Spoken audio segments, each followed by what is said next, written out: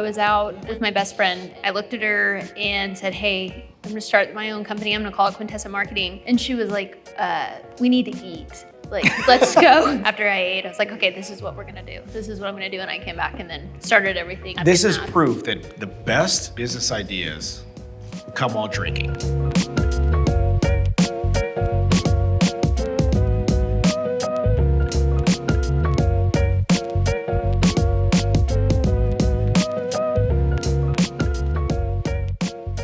Welcome to this episode of Bourbon and Proof, where we interview those who have both been successful at law and life. And today we're doing a live episode from Huntington Beach. And of course, we have our esteemed co-host, Mauro Fiore Jr.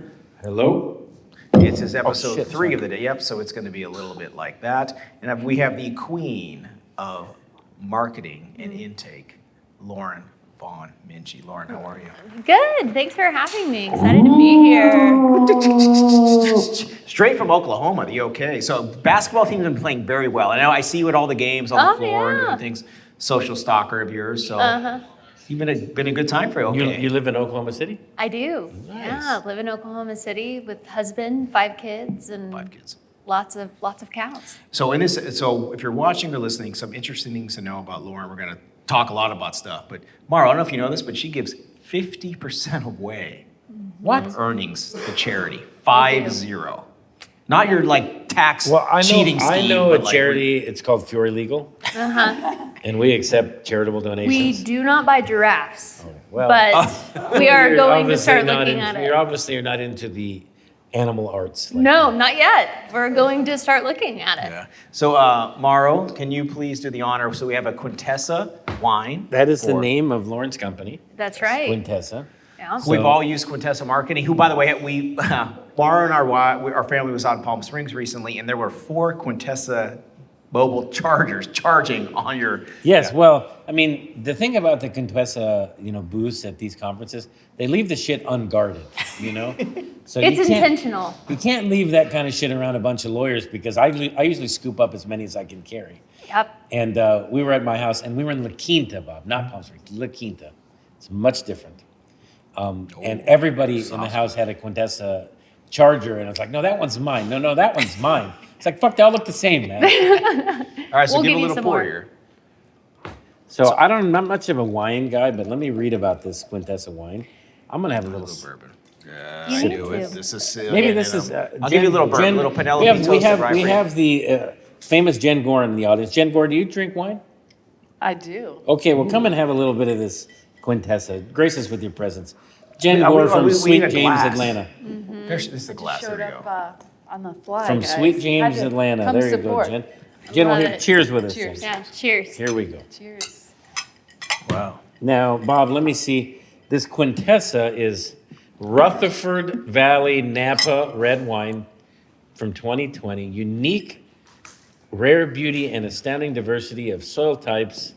This wine, You should have categorized that for Lauren. You had the wine is a composition that seeks to express the uniqueness of the characteristics of the wine. Wow, amazing. Kind of like you. Yep, that's right. It's a super. I was at the Quintessa Winery when I decided to start the company. So we were wine tasting at 10 a.m. for my 30th birthday. There's no better drink in the 10 Day a.m. drinking Yeah. is what it was. But yeah, I came up with the idea after hearing the story of how it started. Holy and shit, so Bob, what a pour you gave me. You really want me to talk nonsense. it's This okay. is normal. Dude, it's 6:38 p.m. This is normal for you. Yeah, but I've been. This is episode 3, I think. Now, here we go. We are on episode 3. But it's good stuff. It is good. So you're at the Quintessa Winery. You decide to name the company Quintessa. I did. I was. When was this, by the way? Because I feel like you guys have been around forever. Because I hear so many stories. No, I mean, so 2015. So I was out with my best friend, and then I looked at her and said, "Hey, I'm gonna start my own company. I'm gonna call it Quintessa Marketing." And she was like, "We need to eat. Let's go." So we went and ate at In-N-Out, and then I was like, after I ate, I was like, okay, this is what we're gonna do. This is what I'm gonna do. And I came back and then started everything to be moving into it. Because I was doing personal injury advertising. I was just doing TV commercials and SEO and all of that. But you were So working name for brand. somebody else I was, yeah. And then I So what was your role? Because I mean, a lot of people watching or listening they Yeah. think that they're in a box. They have no way to accelerate their career. They're not a lawyer. It's like, oh God, how do I?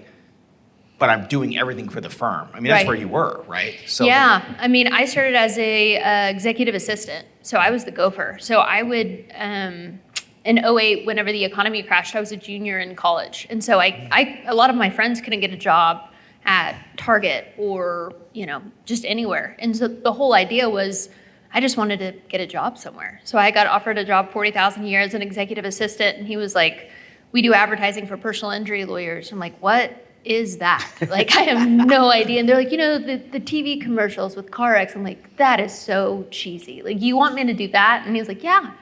And I was like, there's money in that? And he was like, yeah. And so I started as an executive assistant.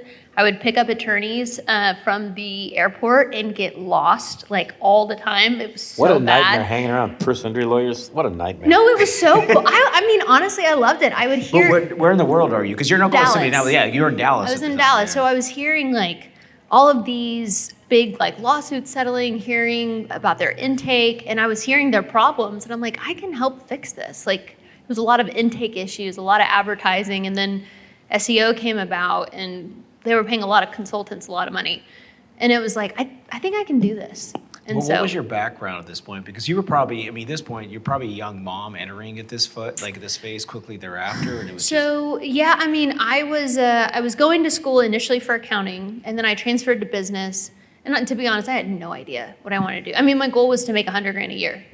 You know what's funny is when I was a kid in That's still my goal.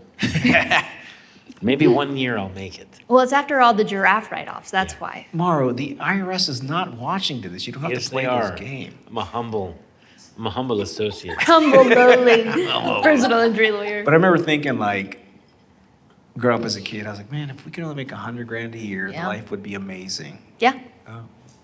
that was the goal. I mean, it's and And then now you goals donate to change. charity probably millions a year. Millions, yeah, Millions a year. That's crazy. yeah. She does things the right way with a good heart, Mauro. You see that? Yeah, me too. I got a great heart. You want to see this right here? Yeah, right. No, but I mean, you're not, this is now early, after the recession. You're in Dallas still, so this is after 2010. Are you still with a law firm? Like, what's your plan? Yeah, so in 14, I decided I wanted to move back to Oklahoma and wanted to be with my family. I've got 3 siblings and my mom and dad. And so like Sunday lunches, big deal. Like we have a big family. We all hang out together. And it was just feeling really, really lonely. So really just decided, hey, it's time to move back in 15. And then I moved back and I was actually going to sell real estate. So my dad's a real estate appraiser. My mom sells real estate. So I was going to just go underneath my mom, and she was super excited.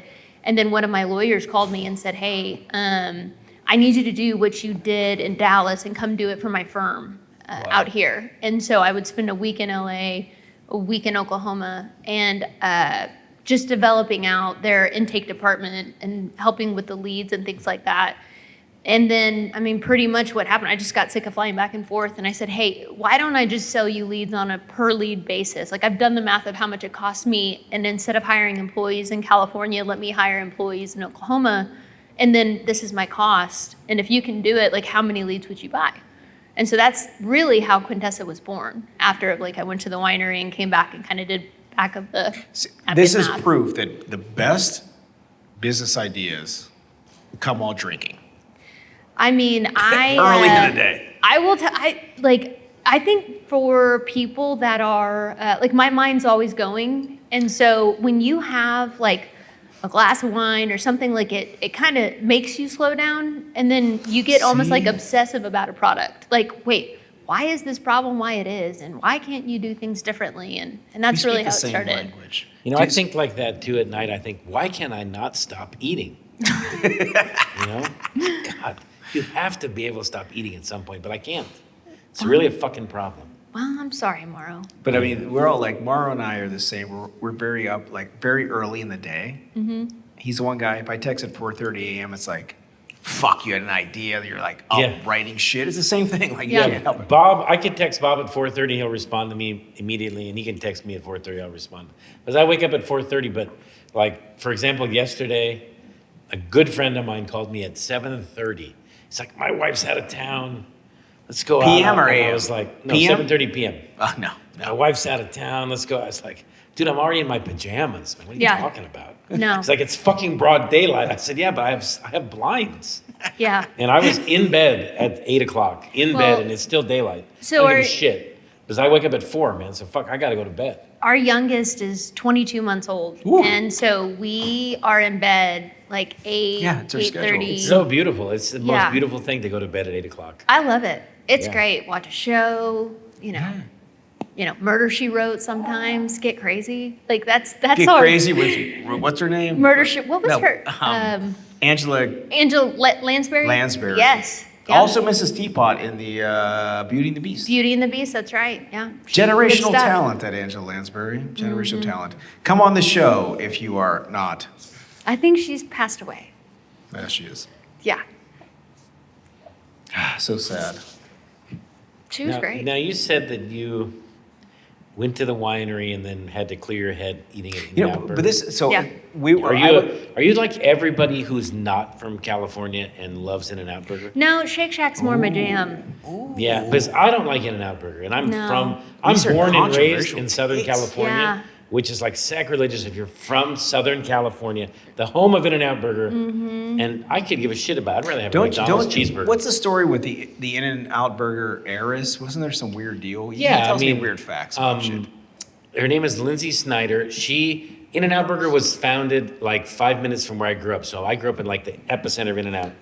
This girl named Lindsay Snyder is, her grandparents started In-N-Out. They had 2 kids, 2 boys. One of them died in a plane crash when he was like 25. Oh, wow. And the other one was a crackhead and cracked out and died of an overdose when he was like 35. And they had one kid. He had one kid, Lindsay Snyder, the one granddaughter. So then the grandparents took the company back over from the 2 sons because they both died. Right. And then they left it to her. So when she inherited the company when she was like 18, the grandparents died and she was like 18. She inherited the company. She was the youngest billionaire Yeah. in history. And to this day, she owns the entire fucking company. Yeah. 100% She's- owned by her. She's got a really cool story too of like all the mistakes she said she's made, and she had like multiple failed marriages and like went through a really crazy life, and now she's done really well, and she Now does a she's lot of very philanthropy religious. stuff. I Yeah. follow her on Instagram, and she's super religious. Mm-hmm. But yeah, she's one of the youngest, still to this day, one of the youngest billionaires. But Lauren, because you were like a pioneer that started like the digital marketing Yeah. intake. I mean, everybody recognizes you now, but do you ever feel alone being a woman that owns one of the biggest companies in our industry? Do you ever feel like I have nobody that's on my level, and how do I talk to folks, and how do I get into this circle of like mentorship or camaraderie? Like, what's that like? I mean, I never had mentors growing up, to be honest. When I started in personal injury, I mean, our company got taken advantage of multiple times, right? And so I can tell you a million ways how not to run this company and lessons that I've learned. But now where I'm at is investing back into women of like, my goal is to create ripple effects. And so if one person can learn from the mistakes that I've made, or if we can help one person get to a level that they're wanting to go to, then my work is done. Like that's my goal. Anytime I speak, anytime I have a podcast, like I'm just looking for one. In whatever way, shape, or form that is, because I mean, we had to learn a lot of things through hard knocks. And to be honest, there were multiple times the company should have failed, and I'm surprised it didn't. Just because I made bad decisions because I had no idea. And I had no one to turn to. You fail forward, Yes. right? And if anybody knows Lauren, you bet on her. Like you will not. It's like that old show, Parker House Doesn't Lose. You know this old show, right? Parker Lewis Can't Lose. Lauren Von Mingee. That was a Can't very Lose. cool show.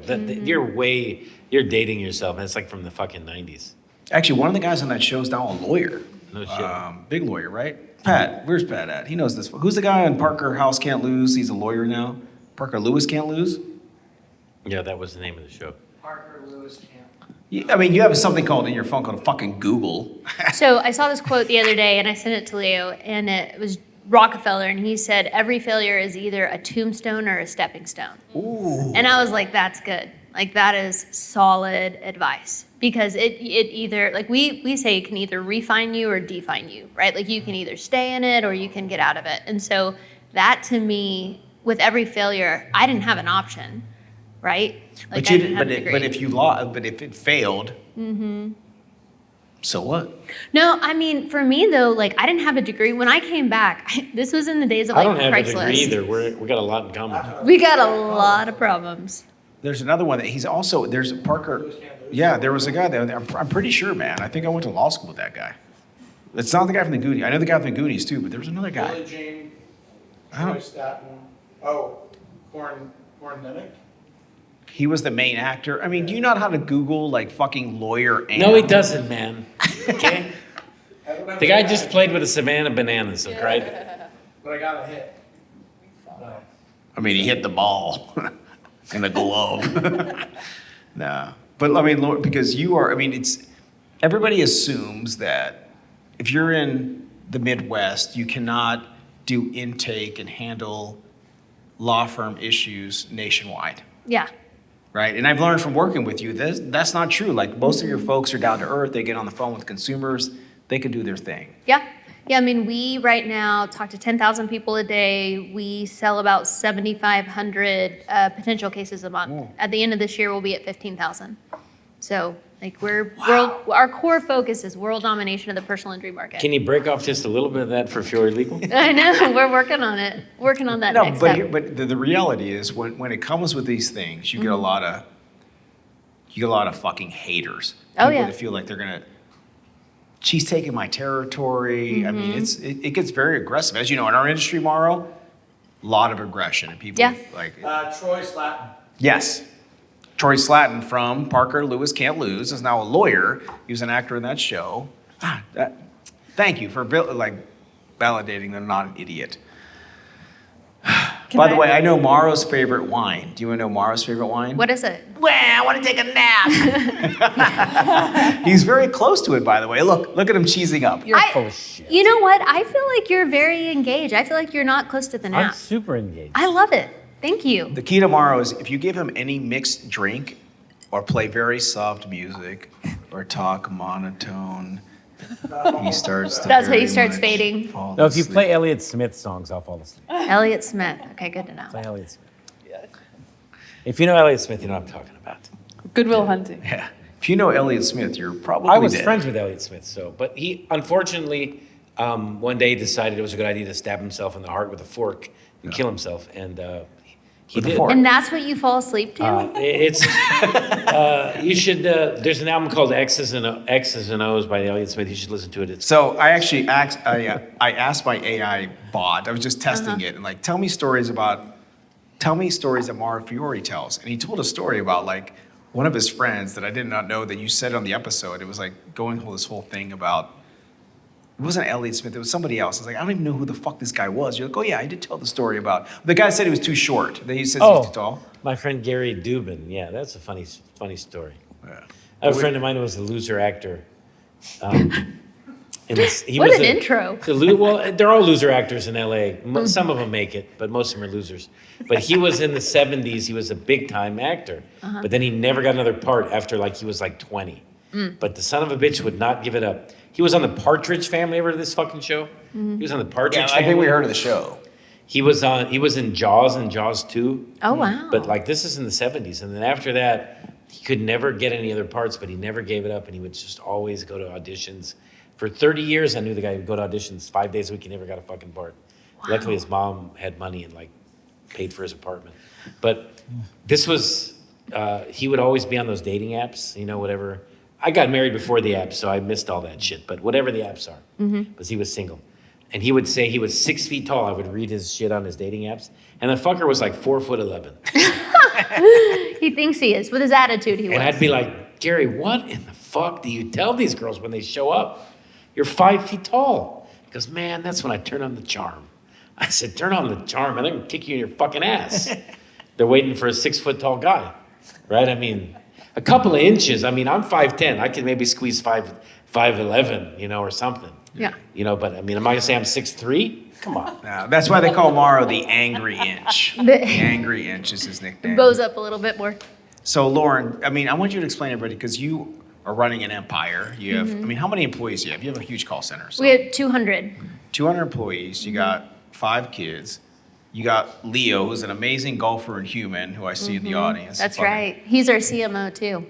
CM, very good-looking human being. That's Look at right. this guy. Look at this. That's why we white have shit. 5 kids. Hey, baby. What is Oh, what's a CMO? Marketing. Oh, Yeah. Chief Marketing Officer. That's right. man, I don't know anything about this stuff, dude. I'm an old school lawyer. Yeah. know? But Well, he actually has a COO. He actually has somebody to run his company. Well, I did have to hire a COO because I mean, at some point, yeah. I mean, we've just now in the last 3 months hired like the right COO. We had everyone else but that because I was really hard to find. involved. It's the hardest thing I've to had my find. COO named Sarah for 3 years now, and it's been really great. It's super interesting because she has the same mindset that I do, and I feel like that's like really what you're looking for. So Yeah, and Leo was showing me off camera like the amount that you guys can do with like artificial intelligence with marketing. I was It's like, holy nuts. shit! Because I thought I was fast with stuff. I was like, oh my god, this is crazy. no, I mean I'll tell you like Leo. So like when Leo and I met, he had all these ideas of like, hey, why don't you do more than just Google? And I'm like, this is it. This is what we can do. And so he moved us into social media. Like he moved us into all the things that we're in now. And then he really exploded that side. So it was like, I'm a firm believer of like, you need to partner with people. And luckily, mine was my husband to be able to further you, right? So like he stood beside me like, you've got a great idea. And that's just kind of how we've hired people. They believe in our purpose, they want to grow the company, and they do it way better than me. So I'll ask you a hiring question, because a lot of law firms watching or listening, we have a big problem of like, how do we hire the right people? Yeah. What are your hiring criteria? Like when you interview people, like, Yeah. are you doing it first, or like you the third option? Like, how does this go down? No, I mean, I don't hire anybody. Our COO wanted me to hire the HR director, and I'm like, I'm an HR nightmare. Like, you're not the one. Like, you do not want me interviewing this person. One of my friends said, if you have to hire HR, it's time to sell your fucking company. Yeah, because it's too much. well, she was like, I just want your final interview. I'm like, I trust you. They probably like you more. But the only people that I have input on is VP or above. That's it. So anyone besides that, I'm not in. And honestly, if the team has decided they like them, like I let everyone else speak first. And then if they want me to interview them, then I'll interview them. But if they want them, then I let them go forward. Wow. But for us, like we do survey assessments on, call them like a personality test, but it's a survey. And then we are looking for specific people for specific roles, right? So for instance, if I need to have someone who sells attorneys, you can't be meek and mild. You need to be a force. Mm-hmm. You need to be able to like combat an attorney that has a degree and a license to fight people, right? So when they come at you and say, well, why should I use you over this? Like you're on it, right? So we are hiring people specific to, hey, you want to win. You're motivated by money. You're able to tie your purpose to our purpose, things like that. So we're hiring specifically per role, if that makes sense. I feel like you probably are inundated by, you probably have massive growth all the time and people apply all the time. I mean, how do you like screen the noise? We put out one job post for every single time. We have like 500 applicants. It's like, fuck. Well, now what do you do? So, I mean, because of that survey assessment, it weeds out What the is a people. survey assessment? So, like, it's a questionnaire, pretty much. And so if someone says, hey, I'm super timid, we're like, you're probably not the best person to sell attorneys, right? Like, if we're doing that and looking at their resume, so it's a three-legged stool, just like with personal injury. So it's a three-legged stool. We're looking at their survey, we're looking at their resume, and then we're looking at their interview. Right, so we're looking at all three of those things. But if someone doesn't really have any background, so like a big competitor but branded advertiser got bought, and they were laying off a bunch of people. Name names. You don't have to. I was just trying to see. I was like, that's.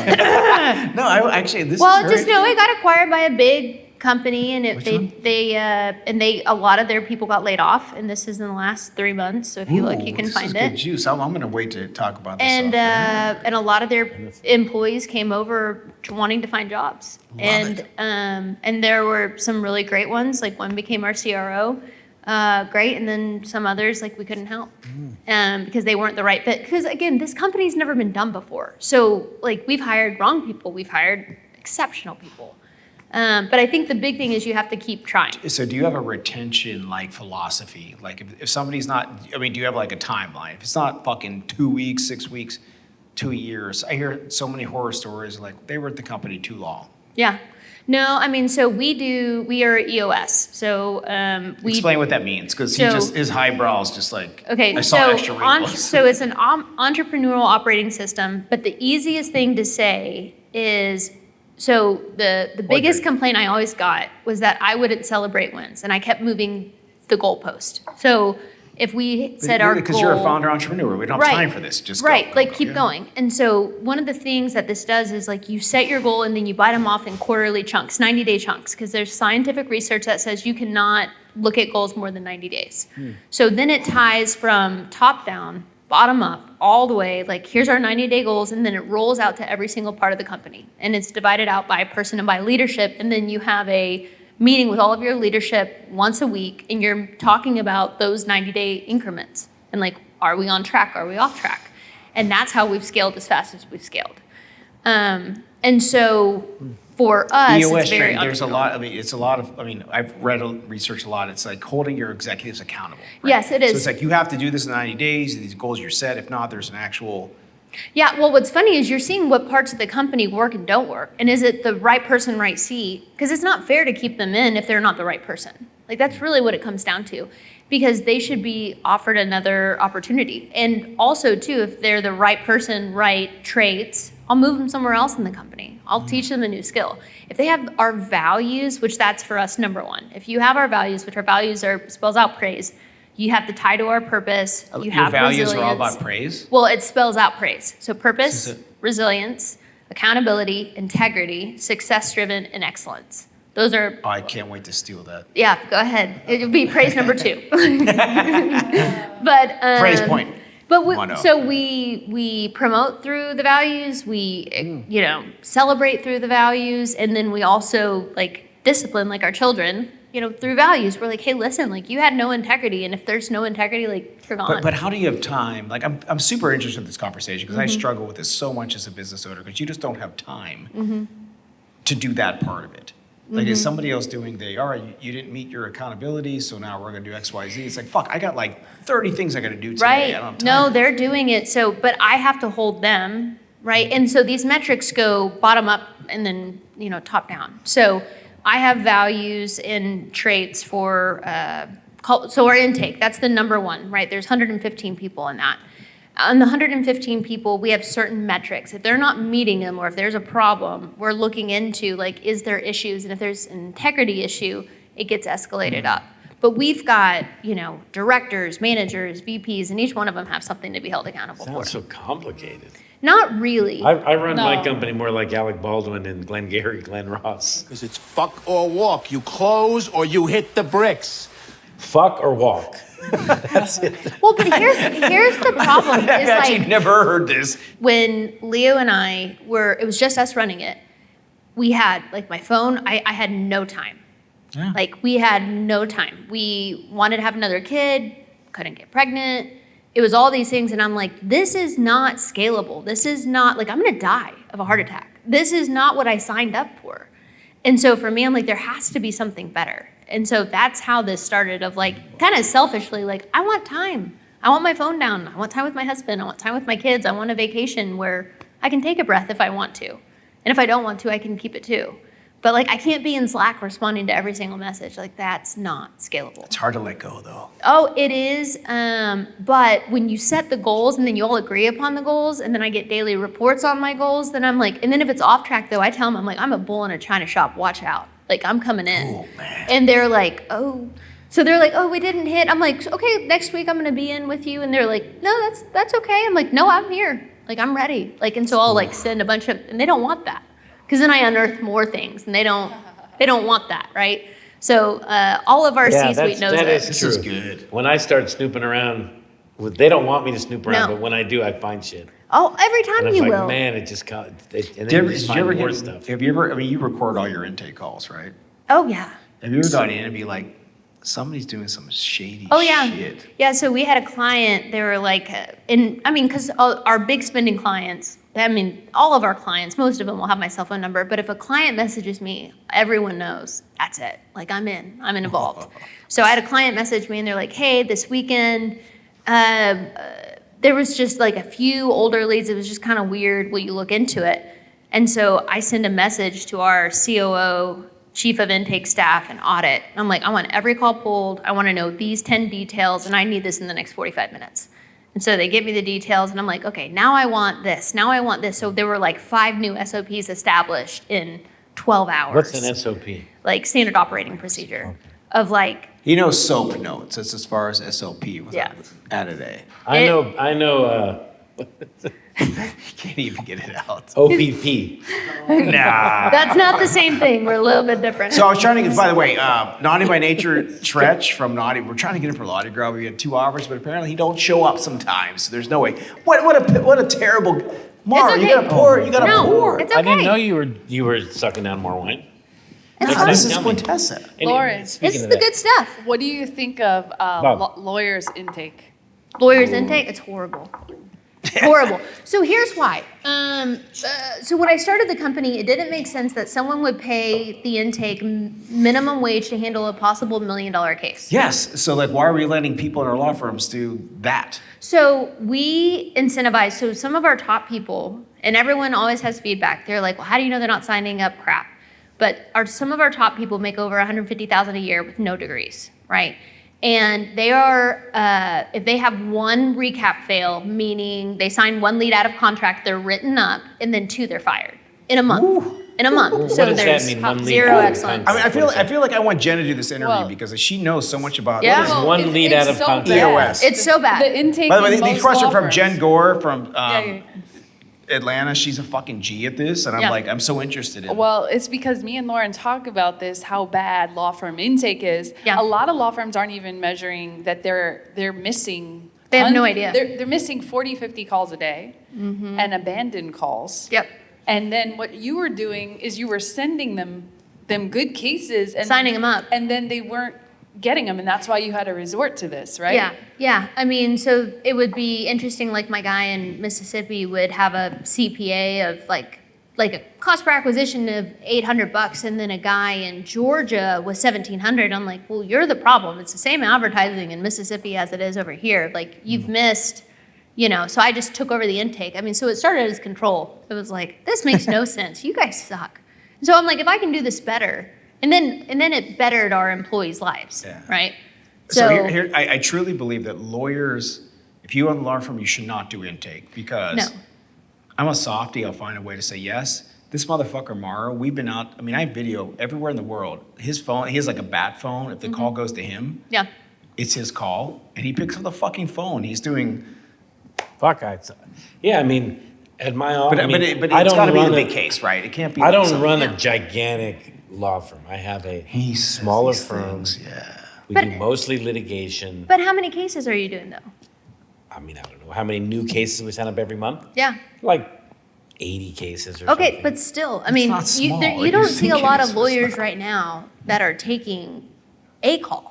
Like you're taking calls. Like that's more than Yeah. most attorneys are doing. That's big. That's ownership. Like that's amazing. Well, shit, that's how I pay my fucking bills. Well, They call but, me anytime but a they lot want. of people, a You lot call of me right lawyers now, I'll don't walk off think the that fucking right stage. now. Yeah. Well, Actually, I mean, everybody have Fiore Legal's call. I mean, let's just fucking call this guy and see. yeah. if, Call the bat phone. Yeah, I mean. I got a mean, leg off. I'm not, I fucking work for a living, I mean, Yeah. at this point, so. Yeah. If they want, but by the time the call gets to me, they have cycled it through, I don't know how many fucking people that didn't answer the phone.